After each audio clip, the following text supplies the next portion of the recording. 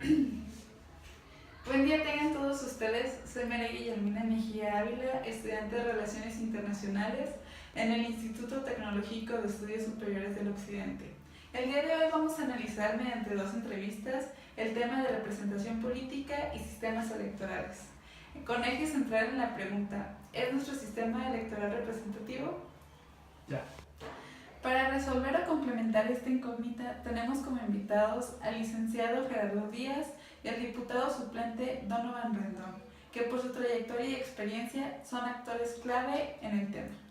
Para el desarrollo de la entrevista se plantearán una serie de preguntas y argumentos basados en algunos artículos de la Constitución Política de los Estados Unidos Mexicanos, así como algunos ensayos y lecturas acerca del tema de representación política y sistemas electorales. Tenemos aquí al licenciado Gerardo Díaz, egresado de la Escuela de Biología de la Universidad Michoacana de San Nicolás de Hidalgo.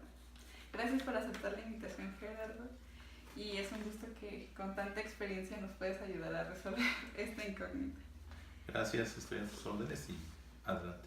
Y actualmente es asesor de regidores del PAN en el Honorable Ayuntamiento del municipio de Conea, Michoacán. Por su gran trayectoria, el licenciado Gerardo Díaz es un actor clave en el tema de representación política y sistemas electorales de México.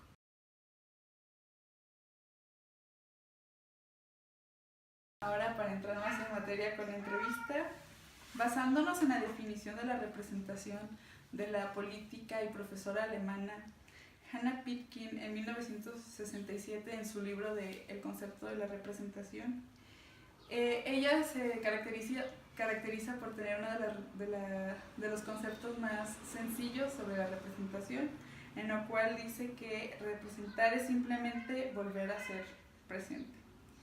Y es decir, que da otra vez las opiniones y perspectivas de los ciudadanos en el proceso de hacer políticas públicas que son escuchadas a través de la representación. Como primer pregunta tenemos, ¿cuál es la importancia de la representación?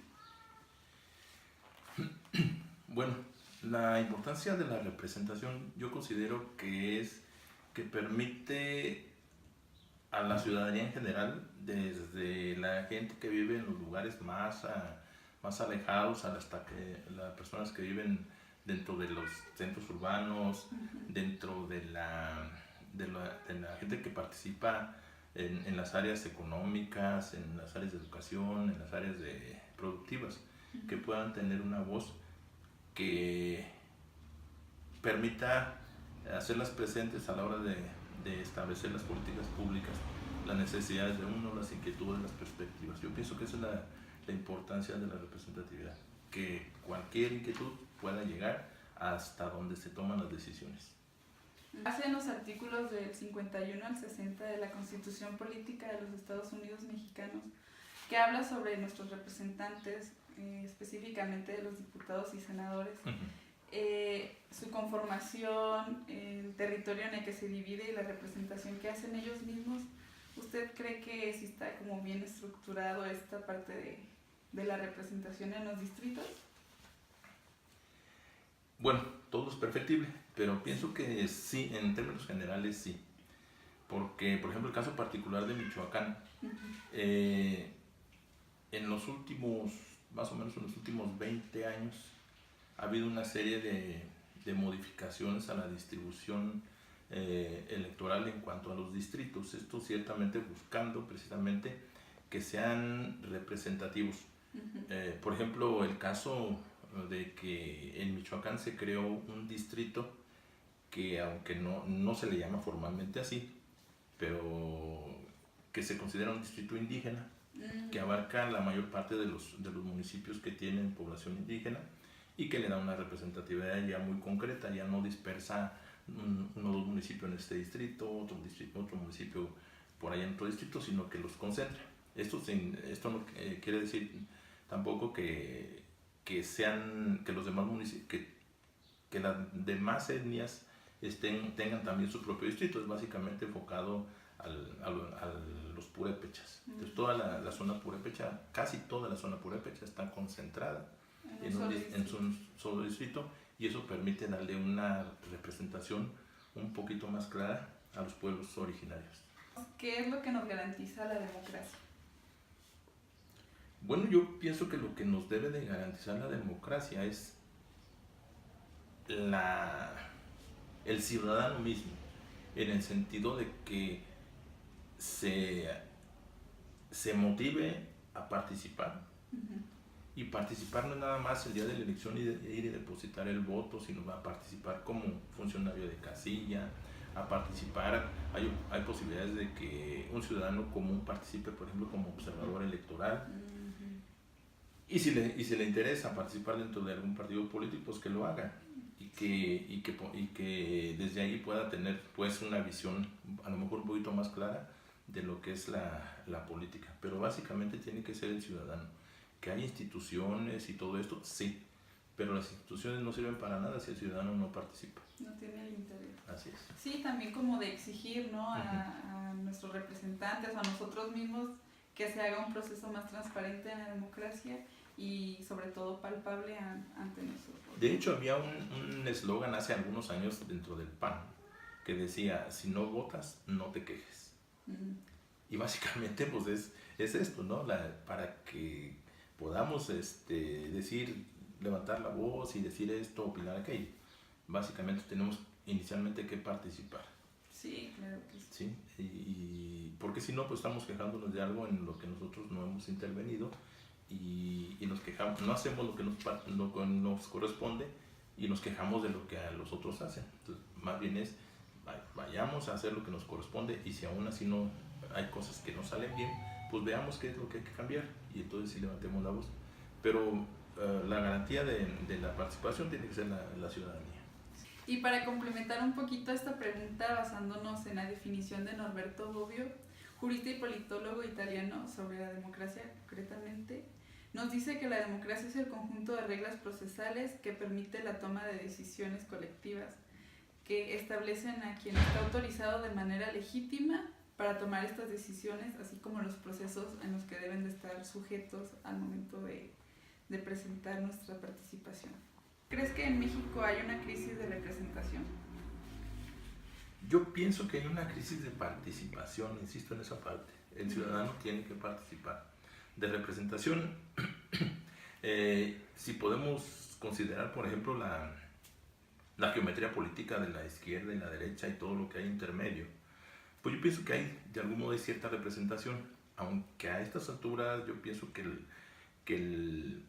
por ejemplo, las redes sociales, todo este mundo moderno de la tecnología, ha ido diluyendo poco a poco el asunto de esta geometría política de izquierdas y derechas. Por ahí leí hace algunos días que de repente dicen, pues ya no está definido si es de izquierda o si es de derecha o si es de centro o centro izquierda. Y pienso que mucho tiene que ver la tecnología, concretamente las redes sociales. Pero el asunto de la representación no tendría caso si el ciudadano no participa. De que hay la posibilidad de la representación, sí la hay. El problema es pues que la gente no participa. Más aún a partir de la última reforma, donde ya es posible que haya candidatos independientes, pues todavía nos aumenta más las posibilidades de representación. Hay gente que de plano ve los partidos políticos y bueno, inmediatamente piensa en el bote de la basura.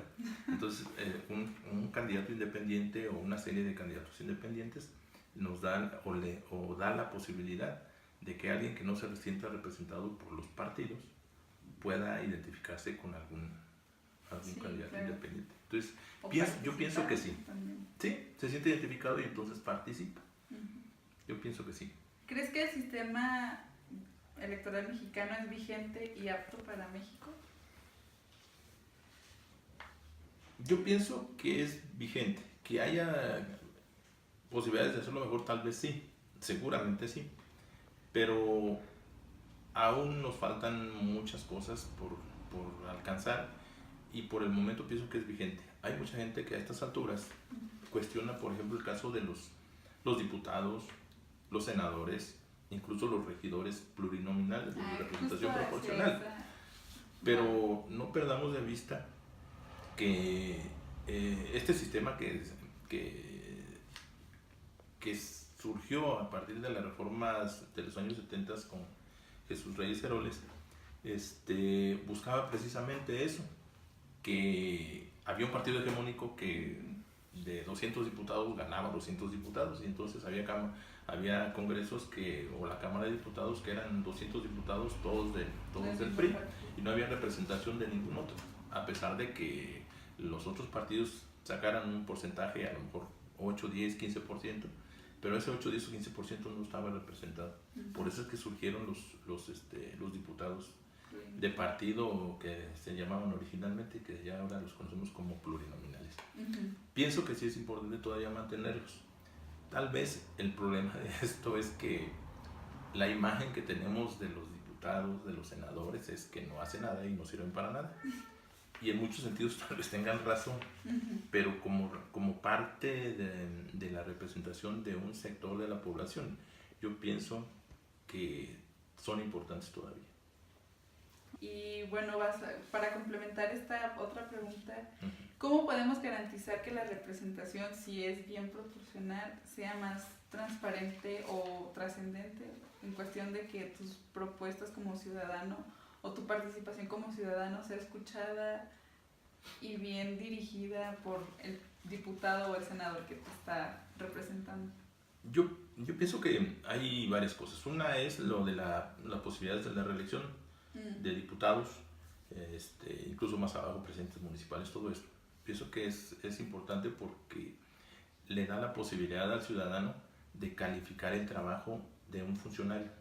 Y si hizo un buen trabajo, pues puede volver a decir, por él voy, y vuelve a votar. Le da la posibilidad de que continúe allí. Ese es por un lado. Por el otro, hace unos días se presentó la iniciativa para quitar el fuero a los funcionarios. Parece que no pasó, o por ahí alguien que argumentó algo y dijo que no pasaba, ¿no? Yo pienso que otra de las cosas es esa: es muy difícil sancionar a un funcionario de ese nivel. Si pensamos en los últimos, toda la historia de los últimos 50, 60 años, son contados los funcionarios de ese nivel que han sido sancionados, a pesar de que se conoce que de muchos que han actuado de manera ilegal, ¿no? Entonces, pienso que por un lado es la posibilidad de la reelección, que le permite al ciudadano calificar y de algún modo premiar a alguien que hace bien su trabajo, y por el otro es el asunto legal en cuanto a que un funcionario, en particular diputados y senadores, que pues actúan de manera fuera de la ley, nunca reciben sanciones. En la primera parte del premio incluye el que un senador o un diputado haga su trabajo, y ponga iniciativas de ley que en realidad beneficien al pueblo, que las aprueben. Eso es parte del trabajo. Todo lo demás es algo que le fueron agregando por la extraña política mexicana de que el diputado es como Santa Claus y viene y regala balones y baja cemento y esas cosas. Eso en realidad no le toca al diputado. El diputado legislar y crear leyes, reglamentos, todo ese tipo de cosas, y ser el contrapeso pues del Ejecutivo, que es lo que no ha sucedido. En muchos casos pues es el cómplice del Ejecutivo en muchísimas cosas. Claro. Y por otro lado también es importante esto porque por ejemplo, el caso de las reformas, todo lo que conocemos como reformas estructurales, la verdad es que han sido necesarias, pero precisamente intereses muy, muy particulares de políticos de una corriente o de otra corriente. Corriente me refiero a algún partido o otro partido. Sí. Se habían retrasado.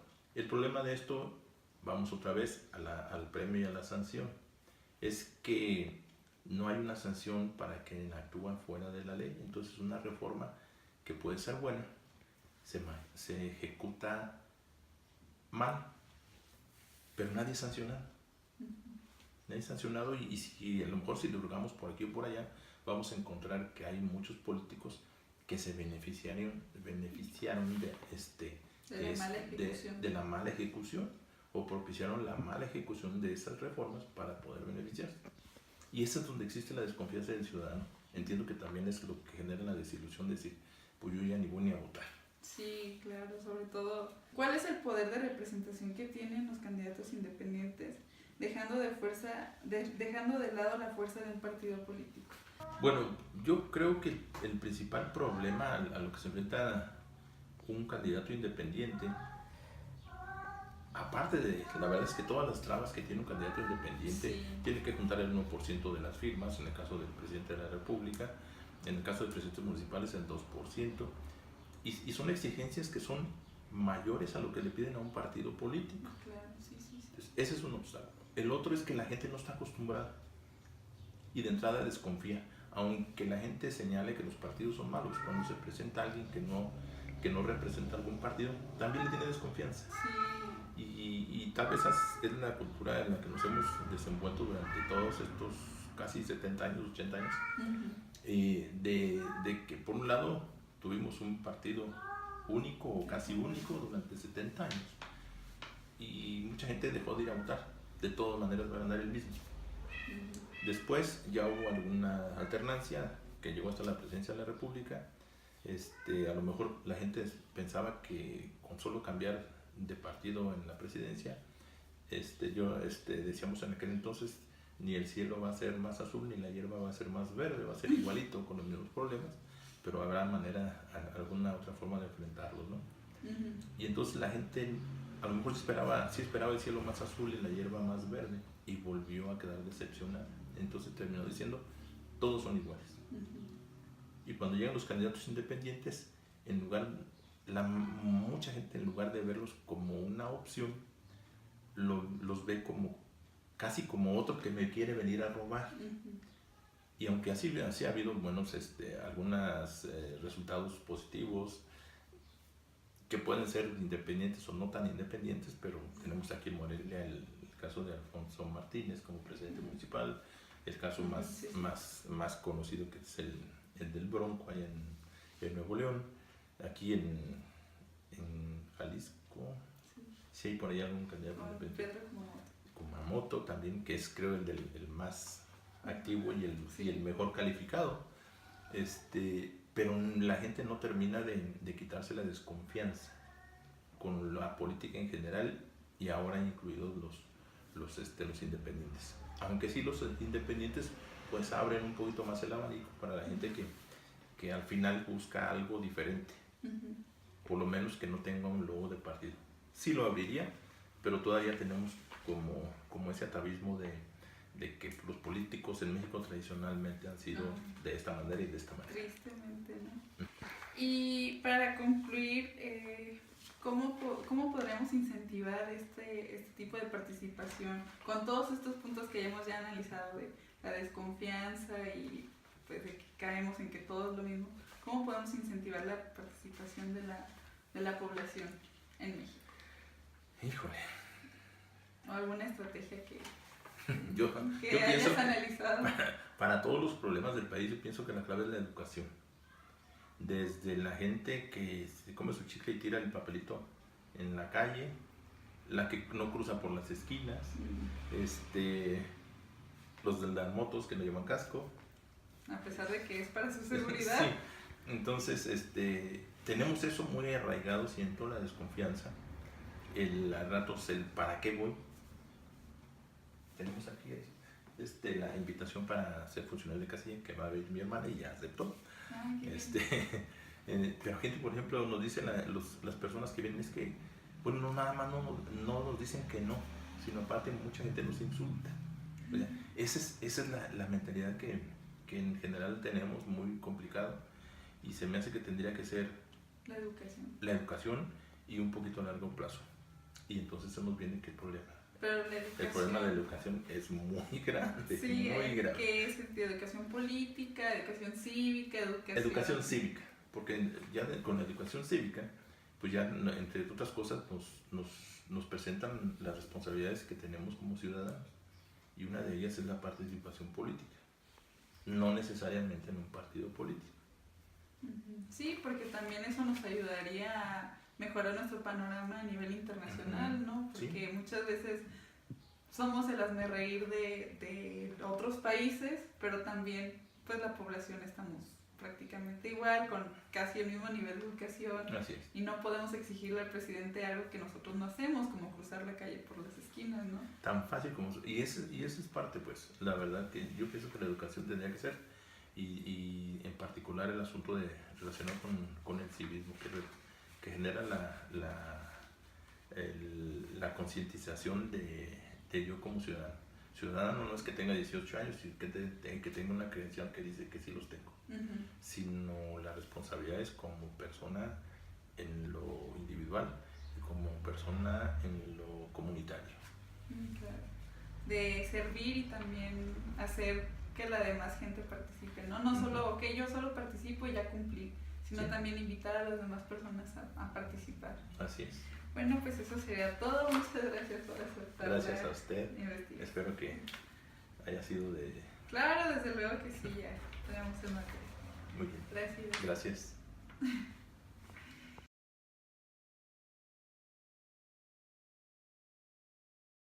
Una definición de la representación de la profesora y política alemana Hannah Pitkin en su libro de representación, El concepto de representación de 1967. Su definición es de las definiciones más sencillas, que dice que la representación es volver a ser presente, es decir, que nuestros representantes toman en cuenta nuestras opiniones para hacer frente a las políticas públicas. Entonces la pregunta en sí es, ¿cuál es la importancia de la representación? Pues la representación, bueno, en México, bueno, al menos yo estoy en el grupo parlamentario de Acción Nacional. Nuestro trabajo, nuestra plataforma de gobierno está prácticamente construida por todas aquellas inquietudes, aquellas necesidades de la sociedad. Inclusive no nos damos al hecho del oportunismo, sino realmente está creada con algunos asesores académicos, etcétera, que ellos ayudan a construir este tipo de agenda legislativa, aunado también a que se hace previamente un levantamiento de encuestas para ver cuáles son las necesidades en el entorno que se convive. Gracias. Sí, sobre todo respetando los artículos 51 a 60 de la Constitución mexicana, en el que habla la Constitución de los diputados y los senadores como nuestros representantes también. Ok, ¿cómo tienes en torno a la representación de las dos cámaras? ¿Qué es lo que nos garantiza la democracia? La democracia lo que nos garantiza, o lo que nos debería garantizar, es la representación de todas las opiniones de toda la sociedad. Esa es una verdadera democracia. Realmente es el adoptar unas posturas inclusive que no sean tuyas, pero debes de tener la capacidad de aceptar a las personas que no piensan como tú. Y bueno, ya ves que el 2018 es un año clave para México, sobre todo por las elecciones que se avecinan del presidente de la República, y la pregunta es de que, ¿crees que en México hay una crisis de representación? Gracias. Sí. Creo que hay una crisis de representación, y realmente siempre he creído que México está sufriendo esta crisis, una crisis de sindicalismo, una crisis de minorías. Es una crisis donde las minorías están ejerciendo el poder sobre las mayorías, donde no estamos siendo representados, y en donde creo que los líderes de estos diferentes rubros, los sindicatos, son los únicos que están obteniendo privilegios muy particulares a costa de todos los demás, de todos sus representados. Y yo creo que ese es uno de los graves problemas que hay que abatir en México. O sea, los intereses de los líderes sobre las personas que representan. Efectivamente, y si tú te das cuenta, son los sindicatos, son ya sea de maestros, de estudiantes, movimientos estudiantiles, que están viciados. No estoy hablando de movimientos estudiantiles que tienen sus manifestaciones completamente respetables, sino me refiero a aquellos que ya han sido viciados por algunos grupos estudiantiles que son grupos de choque. Son realmente movimientos que son patrocinados por algunos líderes, y este tipo de sindicalismo, de mafia, se le puede llamar ahora en estos tiempos que el término mafia está de moda, pues considero que realmente estas pequeñas minorías son las que están hundiendo a México. ¿Por qué? Porque se están vendiendo, lo podemos ver en sindicatos como el Petróleo Mexicano, donde su líder, el sindicato, ha sido desde hace más de 25 años representante legislativo, ya sea en el Senado, en la Constitución Federal, en pura vía plurinominal. O sea, quiere decir que nada, no está representando absolutamente a nadie, sino son intereses meramente particulares. Sí, de hecho la siguiente pregunta va enfocado más o menos a los plurinominales. El sistema electoral mexicano es propiamente, pues ya ves que es mixto. Ajá. ¿Crees que es un sistema vigente y acorde a las necesidades de México?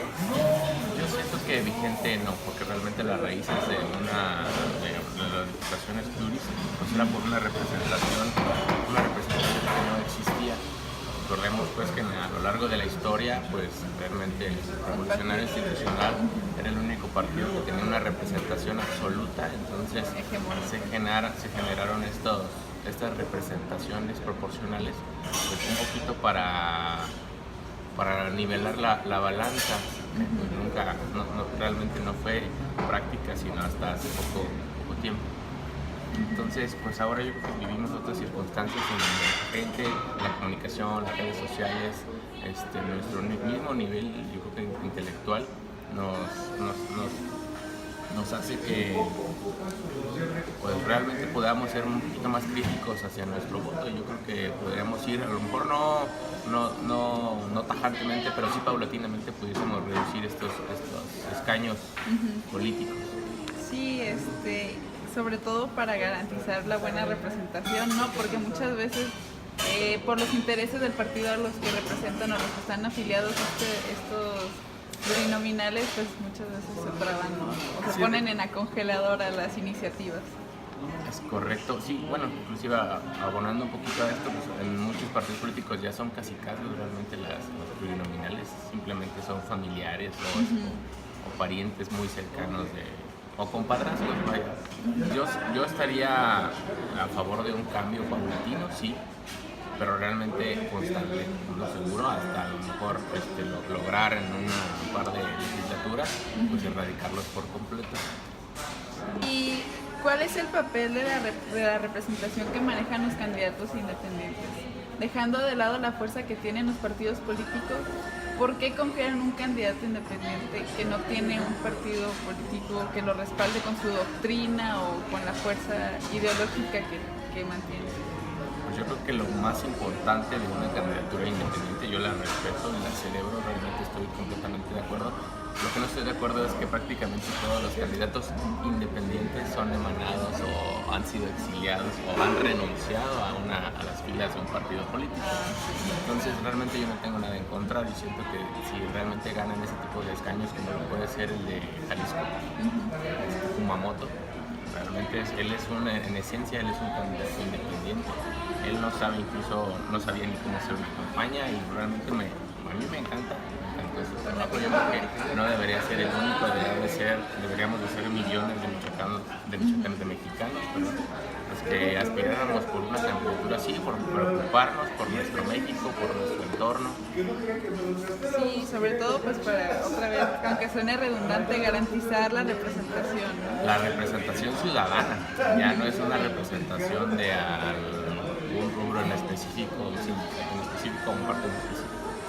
Y como conclusión a tus aportaciones, ¿qué nos puedes decir o cuál es el mensaje que nos quieres transmitir con todo este panorama de representación política y sistemas electorales en México? Pues bueno, realmente el mensaje podría ser en cuanto, mezclando las candidaturas independientes, los vicios de los mismos partidos políticos. Yo invitaría a todos los jóvenes a involucrarse en la política. Realmente esto no es un tema de viejos, esto no es un tema de nuestros abuelos ni de la gente que nada más está involucrada. Realmente todos deberíamos de preocuparnos por nuestro México, por nuestro estado, por nuestra ciudad y pues refrendando otra vez la invitación a que se sumen a las campañas políticas. Si no es una campaña política, que se sumen con un candidato independiente, incluso si no son ellos, que alienten a alguien más, inclusive en nuestro entorno, en nuestra sociedad, tenemos gente muy valiosa, gente que es respetada, que tenga alguna asociación civil, labor altruista, todo este tipo. Yo creo que deberíamos de alentar más a la gente a que nos represente. Si a lo mejor no queremos meternos nosotros en este rollo de alguna campaña, de una representación, porque no nos gusta, pero sí podemos realmente alentar a alguien más, al vecino, a tu amigo, pues a que participe, porque realmente es el México de todos, no es el México de partidos políticos, ni de dejar a la suerte a ver quién nos va a gobernar. No se trata de simplemente criticar a un candidato, sino realmente lo que se trata es de preocuparnos por quién nos va a representar. Sí, y sobre todo romper el tabú con que la política es aburrida y, como dices, es política solo para personas grandes, cuando en realidad la lucha que hacemos hoy realmente a veces no nos toca verla, sino es para generaciones futuras. Y va a repercutir en nosotros, así como lo mencionan, va a repercutir en nosotros mismos cuando tengamos, no sé, 40, 50 años, va a repercutir, y nosotros vamos a ser esos viejos que no nos preocupamos en ese momento por nuestro futuro, sino simplemente lo dejamos a la deriva y no nos importaba la política. Bueno, pues eso sería todo. Hombre, gracias. Muchas gracias. Ojalá les sirva. Sí, claro, de verdad. En conclusión a las aportaciones que recibí de los actores clave que fueron entrevistados, concordamos que la libertad de expresión era algo impensable hace 20 años y que ahora es muy fácil vivir con ella porque desde que nacemos tenemos la facilidad de desenvolvernos en el medio. Sin embargo, la problemática ahora es otra, como la desinformación, ya que lleva al conformismo y a la poca o nula participación ciudadana. Además, como posible solución, el licenciado Gerardo Díaz planteó lo que es la educación, ya que una correcta educación nos lleva a fundamentar críticas adecuadas que a su vez se convierten en lo que es la participación ciudadana. Ahora, si bien, para dar respuesta a si es nuestro sistema electoral representativo, más bien debemos enfocarnos en la vigencia de este, ya que en su momento los diputados y senadores plurinominales fungieron como contrapeso a la hegemonía que representaba el PRI en décadas anteriores. Ahora, si bien sus funciones no están adaptadas acorde a las necesidades que la sociedad de hoy demanda, ya que hay de por medio intereses partidistas que impiden con la representación transparente. La propuesta de eliminar a los plurinominales es algo que debemos de tomar en cuenta. Sin embargo, debemos de hacerlo de una manera paulatina para no alterar la estructura que se mantiene actualmente. Por último, para garantizar una representación limpia, equitativa y transparente es importante la participación ciudadana, ya que con esto podemos exigir a nuestros gobernantes mexicanos que reconozcan lo que internacionalmente está acordado. Tal es el caso de la iniciativa de gobierno abierto que México firmó en el 2013, en la cual se pretende que crezca el número de participación ciudadana en los poderes ejecutivo, legislativo y judicial mediante 3 esferas, que es la representación, la transparencia y la colaboración, para con esto mejorar un Estado de Derecho y así garantizar nuestra representación ciudadana. Gracias por su atención y espero que este ejercicio haya sido de ayuda y de reflexión y sobre todo invitarlos a la participación ciudadana.